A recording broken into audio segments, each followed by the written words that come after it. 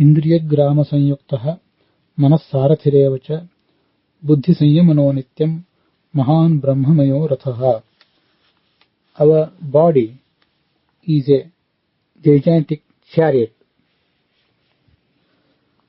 The sensual organs and the organs of action are its horses, and our mind is the charioteer of this chariot. Our wisdom are the reins of those horses, and this chariot is occupied by the Supreme Being.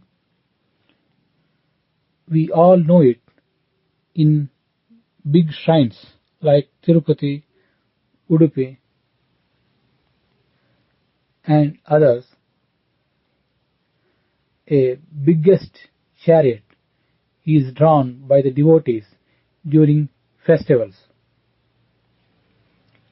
But this chariot of our body is drawn always by ourselves in all the seasons, all the months of year. So for us, all the months, all the days are full of festivals, full of religious fervor. एवं यो वेत्ति विद्वान् वै सदा ब्रह्ममयं रथं स धीरः सर्वभूतेषु न मोहमधिगच्छति. The one who knows this chariot of our body can be called a wise one, a knowledgeable man, and he will never perish. This chariot is occupied by so many people, such as we, the souls. Secondly, the heavens,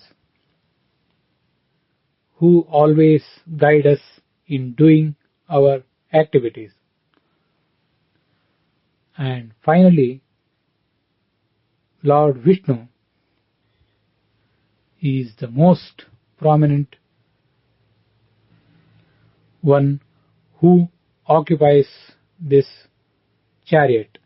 So it is named Brahma Maya, where the Brahma is the most prominent one. Brahma or Parabrahma itself means the one who is the biggest, the one who is full of all the attributes.